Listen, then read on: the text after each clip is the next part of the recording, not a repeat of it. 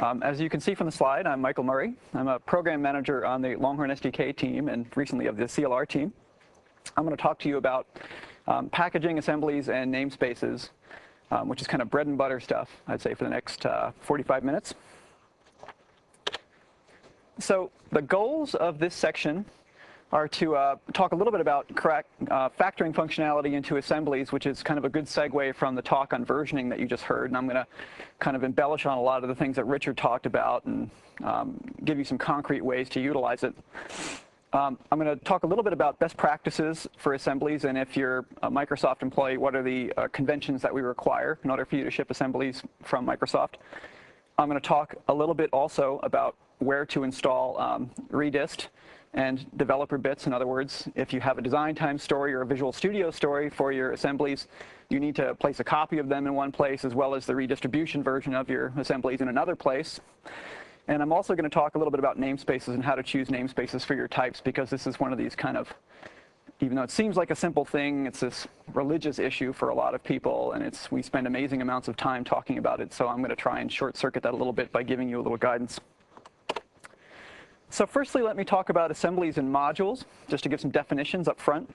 Modules are physical files that's IL, or intermediate language, plus metadata. Those are files on disk that have to be grouped into assemblies in order to be used. Assemblies are the self-describing smallest unit of reuse, security, and versioning. So when we're talking about perf, when we're talking about versioning, when we're talking about security, the assembly is the unit you're always going to be talking about. Typically, assemblies and modules are one-to-one, although there are some cases where you can have multi-file or multi-module assemblies.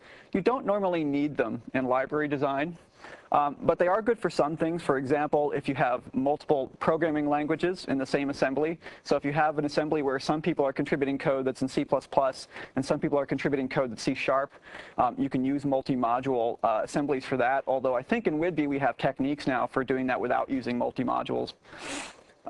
And then also, there are some cases where multi-module assemblies are useful for streaming downloads if you want to be able to factor things into more kind of digestible bits where you're downloading things over a potentially intermittent net connection. But typically, for most people in most cases, assemblies and modules are one-to-one, and you should think of them that way. So starting with just kind of practical issues, for naming your assemblies, you should use meaningful assembly names, but you don't have to copy the namespace name. So assemblies and namespaces are definitely different things, and I'm going to talk in more detail about why they're different.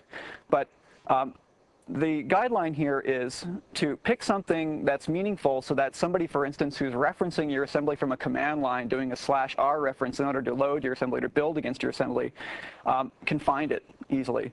So a good example of that is system.data.dll. In this case, it corresponds directly to the types that are in the namespace.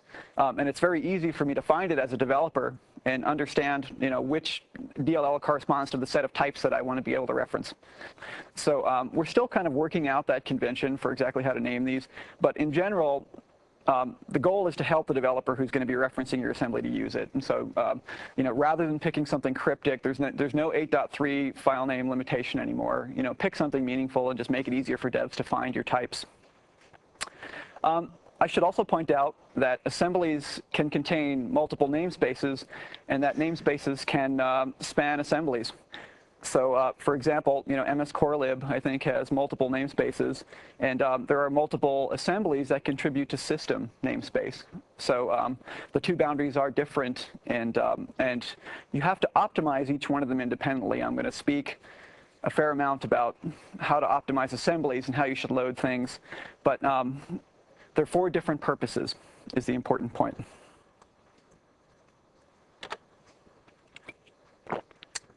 So related again to what Richard was telling you guys, let's talk about factoring assemblies a little bit. There are usually three big kind of high order bits with regard to factoring assemblies. The first one is performance, and this is a little bit self-evident maybe, but there's overhead associated with loading an assembly. And so all other things being equal, the fewer you load, the quicker the load time is going to be. That's not necessarily news. In terms of versioning, it's important to point out that all code in an assembly must version at the same rate. So this is where the decisions become more interesting, because sometimes these factors are at odds. Sometimes you may have an impact on the performance of your library because you have to factor them into platform versus assembly libraries, for instance. If one set of your types is going to version more frequently than another set of your types, you may have to make a factoring decision there, which is going to affect performance. And then the last point I wanted to make here is security. So all code in assembly has the same identity and is granted the same level of trust.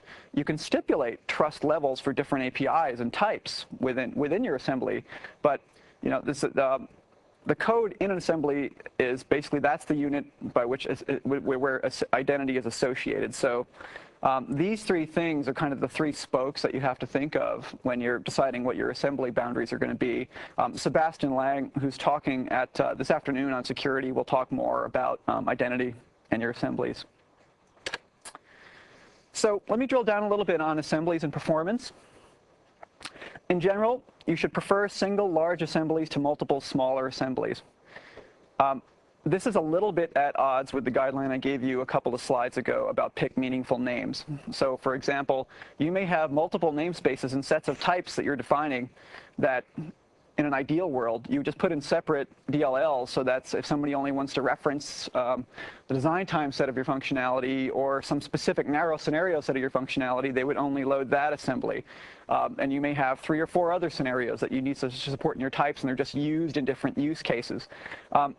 But in general, you get a performance benefit from putting everything into one large assembly. It helps reduce the working set of the application, which you may imagine would be true. And then it's also easier for NGen, or the native image generation tool, to optimize. So we can do things around image layout, for example, on larger types. We can make better guesses about how something's going to be used when we're generating a native image if we have a larger assembly. So the usual rule is if you have several assemblies that are usually loaded together, then try combining them into a single assembly. I've made this point already to some degree, but there is a tension between versioning and deployment and performance. I've already talked about this a little bit, but you really have to think about your use cases. And Rico said yesterday, I think, to you guys, measure, measure, measure, set perf goals, and then you need to do that up front, and then you also need to think about your versioning and your servicing of your assemblies, and you have to consider these trade-offs. Another factor to consider when you're doing that is, where is the code used? For example, is it only used in design time versus runtime? So design time is a perfect kind of use case for, you only have types that are loaded when somebody's using a designer in Visual Studio in order to set properties or to set some visual element that you've defined. And Brian Pepin's going to talk more about how to do that in a subsequent session. But design time types are a perfect example of something that you'd want to put in a separate assembly typically, because they're not used at runtime. So very often people will create another assembly for just their design time types. So those only get loaded when you actually need them. So let me talk a little bit about NGen.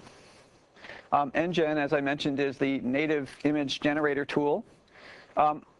An NGen assembly is an assembly that's basically compiled ahead of time to native code, and then it's saved to disk. The advantages of it are you have a single image load, so there's no separate metadata. And the class layout is already done, which means startup time improves. The IL then is compiled to native, and so it doesn't need to happen again, doesn't need to happen on demand, for instance, and you can realize some performance benefits from doing it. In fact, for most of you building libraries, most of the time, I would say NGen is probably the right thing to do. You probably will realize perf benefits. Of course, use tools like CLR Profiler and use the set perf goals like Rico was talking about, but typically NGen will give you some performance advantage. It can be done at install time, or it can be done on demand as well. And it will reduce startup time in a lot of cases. So for example, the framework contains a whole bunch of kind of NGen. Actually, this slide is slightly wrong. It says pre-JITted assemblies, but we provide NGen images now for the framework, for Windows Forms, and for drawing things ahead of time, so that we realize this perf increase when you load the runtime. There is a cost, like any optimization, I think, to doing it, though, which is we always have to check against the IL on the machine. So what will happen is you'll have a native image, an NGen image of your types in IL, and we always have to make sure that it's current with the version that's represented in IL. So there's always going to be this check. Of course, if you make larger assemblies and you're engineering larger things, we will optimize. And so your efficiency gets a bit better that way. But we always have to do this check. The NGen tool is in the SDK, by the way, where you can read more about this. But the other thing I wanted to mention here is that the IL version has to be available on client systems. That's so that we can do this check. You can't just ship the NGen version. You have to also ship the IL for the code. So it doesn't change that deliverable for you. You always have to have the IL version available so we can make sure we've got the most current one NGen.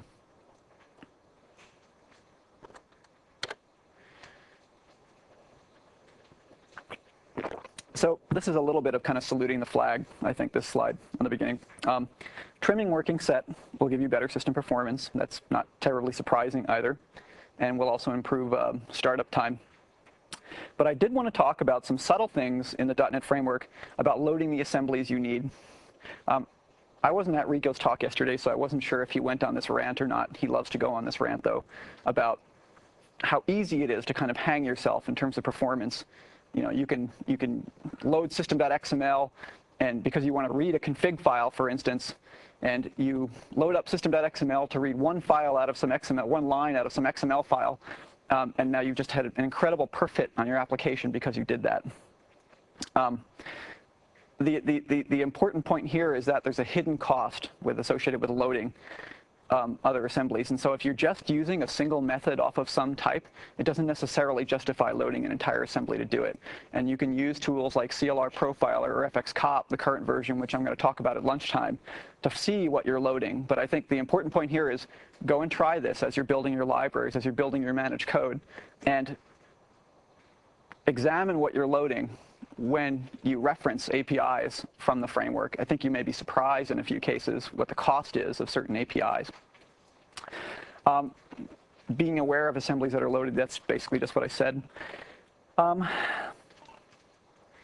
Steady state working set will be lower than startup working set. Okay, yes. So that's basically saying there's a cost associated with loading things.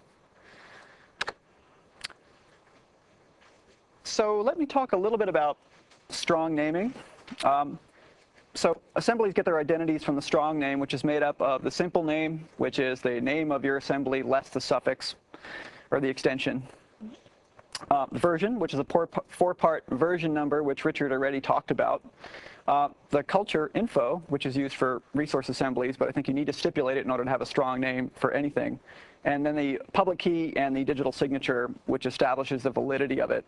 So all references to an assembly include all of this information. This is the important point of this slide, which is that that's what strong binding is. You have to have all of this information in order to do strong binding. So we have an exact notion of exactly which assembly you're talking about. So I have some definitions here and some practices to talk about. So certainly if you work at Microsoft, and I think if you're a library developer anywhere, you should always sign your assemblies using a strong name. Otherwise, the origin can't be verified. And for obvious reasons, I think it's important that you always need to be able to verify the origin of something. In fact, if you are shipping assemblies from Microsoft, you absolutely need to sign. And you absolutely need to use strong naming. There are FXCop rules, I think, that will fire if you don't do that. And there are guidelines on that. Basically, if you don't do that, we can't warn users if the content of the assembly has been altered, because we can't say conclusively if the assembly's been altered unless you do that. Also, if you do not strong name, you cannot load your assembly into the global application cache, global assembly cache, or the GAC, which for servicing reasons is probably what you want to do in most cases, and I'm going to talk more about that in a second too. So it helps you avoid conflicts between assemblies of the same name and version if the strong name is different. So there are some cases, for example, where you could have the same assembly name and the same version, and you can have them both in the GAC if you have a different strong name. Typically, you should not need to do that, but there are cases where you might, and if you have a strong name, you can. And then the last thing I wanted to say here is in order to provide service updates to your assemblies, you're going to need a strong name for your assembly. So the short answer is really you should just do this. This should be part of your build process.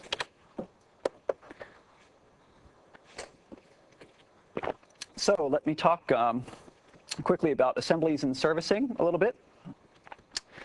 The first factor regarding servicing your assembly is organizational, which means you should have easy delivery of components from different organizations. So the way your assemblies are structured, if you have multiple teams contributing to your code, you should factor your assemblies such that it makes it a little easier to do that. And so, for example, there are people who contribute system.service process to the frameworks.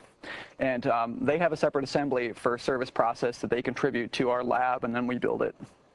By having separate assemblies, it just makes it a lot easier to do that. Ease of use, having fewer DLLs is easier also, besides having the performance benefit of having fewer DLLs. It's easier to use than having a lot of them. That's just sort of self-evident too, I think. It's easier to manage and maintain a whole series of things and than it is to have a lot of smaller ones. The last factor is distribution, though, which is, again, has a tension, I think, with having a set of fewer larger things, which is if you're creating SKUs for download and distribution, it may be occasionally advantageous to have a smaller set of assemblies, but again, you're going to have perf gains and maybe some easier servicing if you have fewer of them.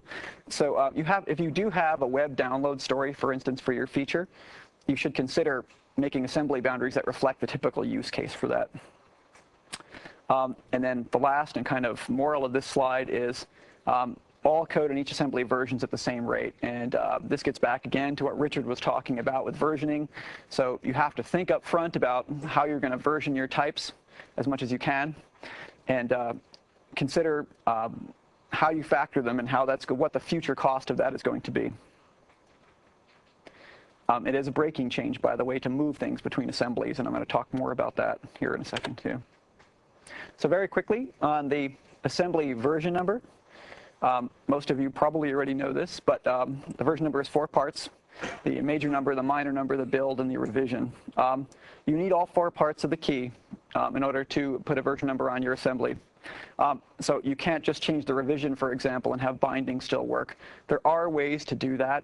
There's a notion of partial binding, for instance, where you can have a match with part of the key, but we really recommend that you don't use it. And in fact, any of you who have looked at Suzanne Cook's blog on MSDN, she has very, very good advice and examples as to why you should not do that. But you should really always use the full version number. I have a point here that old apps will need to be recompiled or have policy applied in order to be able to bind to different versions of an assembly. So many of you may have encountered this already too, but you can use config files or policy in order to bind to something even if the version number is different. But typically when if in the absence of a config file, in the absence of policy, you will have to recompile if you change the version number. So it's part of the identity, and the assembly version attribute is where that information is stored in your assemblies. So if you're building something, as part of your build process, one question that comes up a lot is, when do you change the assembly version numbers? The assembly version is not equal to the file version. I said necessarily here. I really should have said usually. The file version is going to change with each build, is the typical way it works. The assembly version usually doesn't change between non-shipping builds, because typically if there are people inside your organization who depend upon your assembly,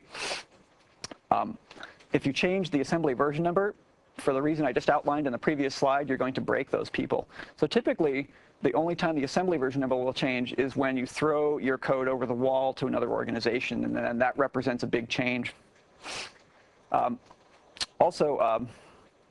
Yeah, basically avoiding strong named assembly loading problems due to version mismatches is the scenario I just described. You can also use publisher policy to bind if the version number is different, and there are some cases where you want to do that. But I would use that with caution. So let me talk a little bit about the CLS compliance attribute on your assembly.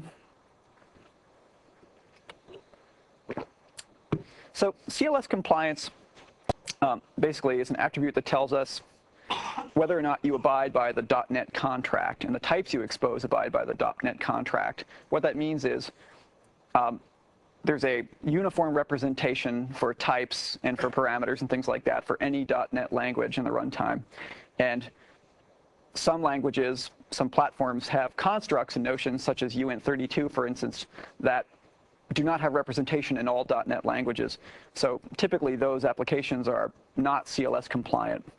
So the important point on this slide is it's okay if you're defining things, for example, that are not CLS compliant, but you always have to be explicit on your assembly. So you should put the CLS compliant attribute on your assembly. Typically it's in the assembly info.cs file. But you have to be explicit about whether or not you are CLS compliant. You can also put it at the type level, as you can see in the code example that I gave here. So some specific cases where you would stipulate CLS compliant false. For example, if you're using generics in your type. Generics, like Brad may have mentioned yesterday, are not part of the CLS contract yet, although moving forward we think they will be.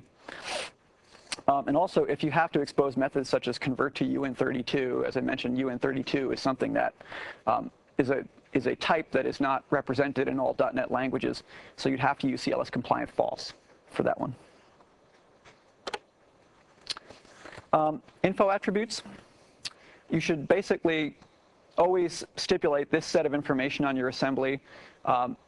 This information is used at design time as well as by tools. And so, for example, you should always specify the company, the product, the copyright, the standard copyright message, the title or the friendly name for your assembly, and the description. The last two things, I think, are used in design time in Visual Studio. But this is the Microsoft pattern for doing it, but I think it's applicable to just about everybody. It's very easy to specify these attributes, and it's something you should do. And I think we'll have an FX cop rule, actually, for this if you don't do it moving forward.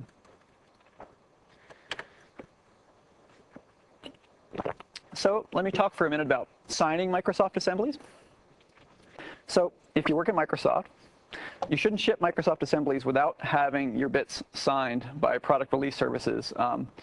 And typically, we've even gone as far as to say samples should be signed, and that's just so that it's clear. That's if you're shipping compiled things for samples, not source. But it's just so that there's a strong identity associated with the things that you're shipping. There's a straightforward set of steps that you have to do. Those of you who don't have to do your build process for your team don't have to worry about this so much. But if you're building managed assemblies, start from HTTP PRS lab and follow the steps there. There's also a site HTTP code sign that explains how this all works. You have to use the Microsoft reusable component key under strong name certificate and then follow the instructions. Now, there's a couple of keys here, which is why I mentioned this on this slide. You can generate a key yourself when you're building a project in Visual Studio, but you want to use the Microsoft key here. We have three of them. One is a reusable component key. You can make an application-specific key for your application, and then there's also a test key you can use while you're building things internally. But really, for library builders, for internal folks, you should use this Microsoft reusable component key. Typically, it takes about an hour to do it, but usually 4 hours in order to generate a key for your assembly. But yeah, you should not use the sn.exe to automatically generate it. You should use the Microsoft key. When you're using sn.exe to generate a key, that's not a Microsoft key. That's just a key that's been generated for you for your application. So I also asked that you would test your assembly by disabling the CLR signature verification and then try installing it to the GAC. Make sure basically that it only works if it's signed. So Sebastian is going to talk more a little bit about this in the security section, but very quickly on public key and digital signature. Prevents the assembly from being tampered with after it's been signed and establishes the identity of the publisher. Also, it allows trust decisions to be made by the administrator, and the usual way people think about this is just like the IE example. When you get the infamous IE dialog, do you always want to trust code from this publisher, be it Microsoft or Macromedia or something? This is the identity that we're talking about. It also allows you to do things like apply policy. So you can apply publisher policy, so you can say always trust things from a certain provider. If you don't use the key in the digital signature, none of that stuff works. So for big organizations especially, this is a very important thing to set. So I talked a little bit about PRS already. There is a temp key you can use in the build lab, so you don't have to go through this PRS stuff kind of as you're building your types. I already talked a little bit about 3 keys. We have one standards key that we use for anybody who's building something that's ECMA. I think that's kind of historical, actually. System key for libraries, which is just for the runtime to identify that something's from the runtime. And then the shared library key for libraries, which is what most of you will be using.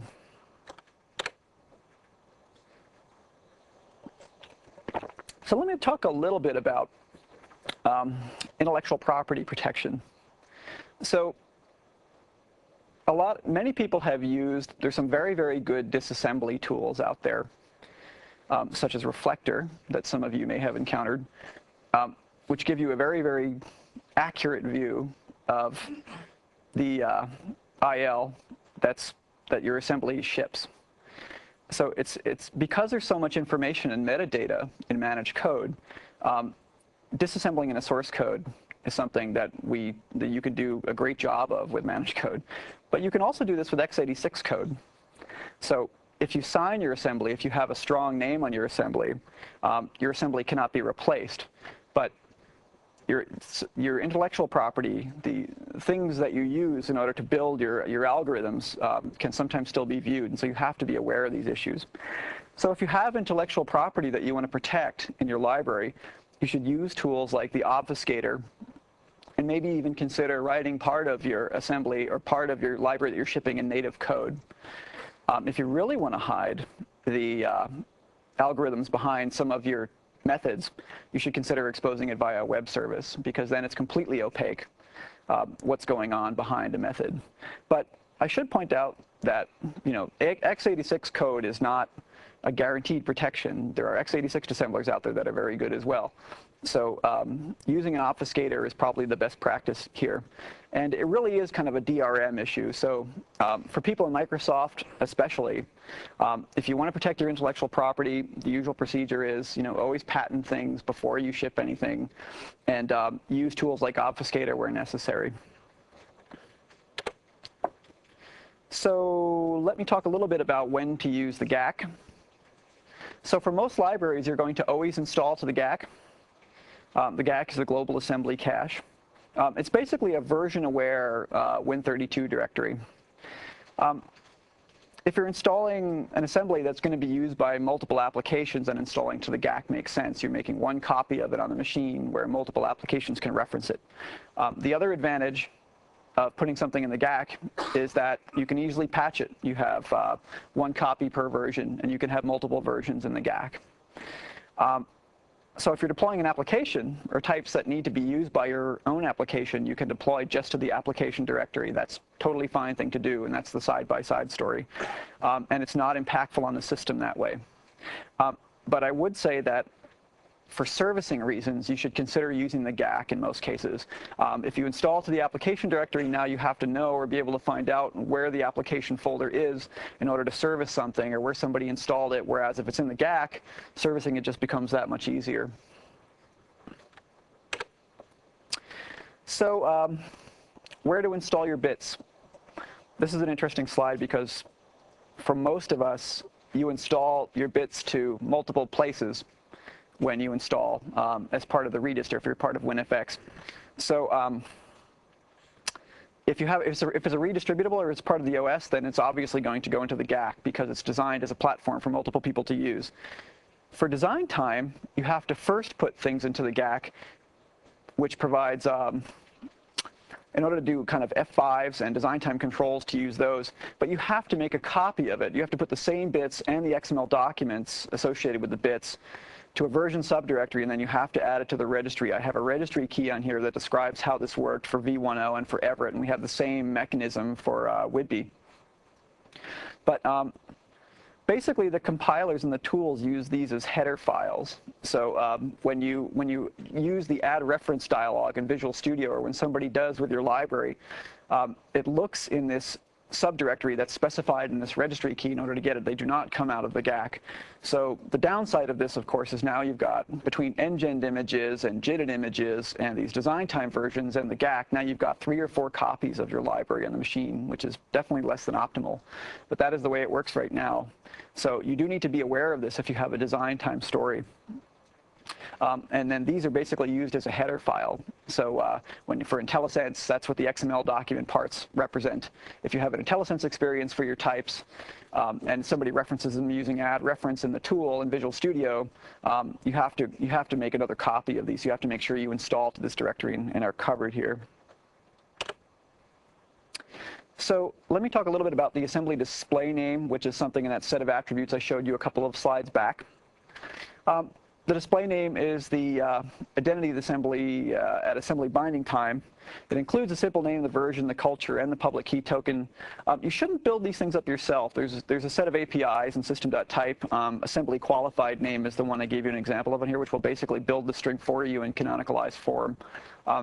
You should use that to retrieve it. Also, from a command line, you can use gacutil/l in order to get back that canonicalized string.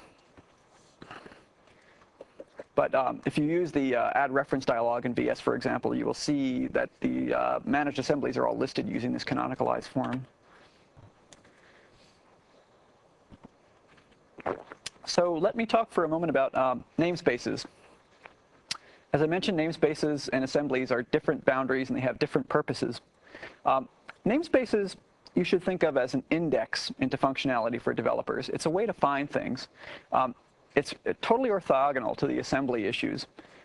As I mentioned earlier, namespaces can span assemblies, and assemblies can include multiple namespaces. The identity of a type is based on the assembly name, so namespaces don't even have to be unique.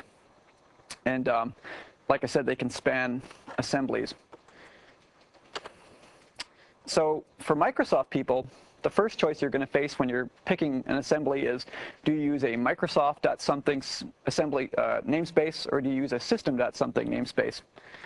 The usual rule is use a Microsoft namespace if the ship vehicle is a product or SKU outside of the frameworks or outside of the OS. So if you have an application, if it's Microsoft.Office.some set of functionality, for example, Microsoft.Office.something is the appropriate namespace. If it's part of the developer platform that we're defining for people for WIDBE or for WinFX, then system.whatever your type or your functionality is the appropriate namespace. The usual rule is if you're part of the redist, part of Microsoft.NET or part of Longhorn. The design guidelines document describe this in copious detail, I think, which namespace to use. And the WinFX review team, we can help you choose an appropriate namespace. But what I really wanted to mention to you guys here is namespaces are not a land grab. Namespaces don't mean you pick something pseudo-random and it shows up in the build and you call it whatever you want. Your types are foo or something like that, or app1. If you use the Meteor tool internally to see WinFX, you'll see that there are some very interesting namespaces that people have defined.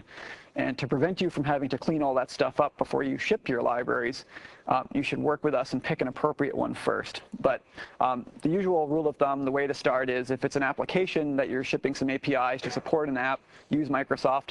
If it's part of the platform, if it's part of WinFX or WIDBE, use system. So picking a top-level namespace for your functionality. The first thing I should mention is we have too many of them already. I think in Everett, in an RTM, there were, I don't know, 16 or 18 top-level namespaces underneath system. And now there are, I think for WinFX, there's over 40 or 50 of them or something like that. And so if you think of this as an index into functionality, which is how I described it before, we just diminish the value of the index, I think, by having too many things in there. So what you should try to do is try to fit your functionality and your types within one of the existing buckets. So if your types are used only within Avalon applications, for instance, then you can use system.windows.something for your types or your functionality. System.net, maybe, if it's only for networking scenarios. The Meteor website has the owners for all these namespaces, and they can help you pick something, and we on the WinFX team can help you pick something too. But the important point here is not to artificially fit your types into some namespace where it doesn't belong, but to first look at the namespaces that are already there and decide if your types or your functionality does fit within something that's already there. Another point I'd like to make here is that namespaces do not reflect organizational boundaries. So, you know, if you're part of the SQL team and you're contributing code to web data or XML or vice versa, outside people don't know that when they use your types. All they know is here's a set of functionality and here's an index that represents what that functionality is. So organizational boundaries don't count when you're figuring out what your namespace should be. There's a link, a hyperlink in a slide, and I can send it around to you on the email alias as well, to the API Owners tool. The API Owners tool will basically let you stipulate or stake out what your namespace is going to be and register who the dev and the PM and the test contacts are. That's a good tool to use so that we know who owns basically a set of functionality. So we also have some standards for sub-namespaces. Once you decide what your feature namespace is, we have a convention for what you should use for sub-namespaces as well. Again, this is to help developers who are using your types as kind of a shorthand into what kinds of types are in there. .interop for native interop types. .advanced for kind of non-mainline or extensibility types. So people have .extensions or .plugins or things like that. We try to get people to coalesce around using a .advanced subnamespace. In other words, that's for kind of off the beaten track, non-80% case extensibility or Einstein scenarios. For APIs that will not be used in the 80% case, you use something like .advanced. Basically, it's a warning to the Mort level developer to say, you know, these are not types you're interested in, and they won't appear top level in IntelliSense when somebody's using Visual Studio unless you type through that .advanced. .design is the pattern we use for design time support types. So if you're factoring your types into design time versus runtime, you should use a .design subnamespace. And lastly, .permission is what we recommend that you use for security permissions. And again, Sebastian's going to talk about that at the security section this afternoon. So we have about 5 minutes left, and I've got some exercises that I would like you to try to reinforce some of the things I spoke about. So these are all kind of one assembly or more exercises. And if you've looked at the slide deck online, you probably know what the answers are already. But let's talk about this first exercise first. You have a single library, but the classes that make it up are in two different namespaces, Microsoft.something and System.something. So should those be in separate assemblies, and why not? Why not? Any guesses? Separate? How come? Why should they be in separate? That's right. So the rationale there is if it's Microsoft.something and System.something, probably they have different versioning and servicing requirements, so they would probably go in separate assemblies. Although there's nothing stopping you, of course, from doing this, from putting these two sets of types and different namespaces in the same assembly. You could do that, but probably you chose a Microsoft namespace and a System namespace for a good reason, and they would probably go in separate assemblies. So here's another exercise. Product Y has a single library, but some of the classes must adhere to some fast-moving industry standard, let's say. While the rest of the library revs much less frequently, should those be in separate assemblies? Any guesses? No guesses? Oh, come on. Yes, yes, they should be in separate assemblies. They version differently again. We're kind of hammering on this point, but when you get to your factoring decisions, you will see why that's important. So here's an interesting one. You have a product that shipped in one large assembly in V1, and then you find out after you ship it that many of the classes aren't used in a mainline scenario, and you think, well, I can just separate these out into a different assembly to reduce working set, because that's a good goal, increases my performance. So should those be in separate assemblies? Can I do that? Why not? Exactly right. Yes, it would be a breaking change to do that. You know, you'd have to basically rebuild your apps now because you've referenced a different assembly where those types live. So you basically now you've got a breaking change at build time. I'm sorry, what was the comment?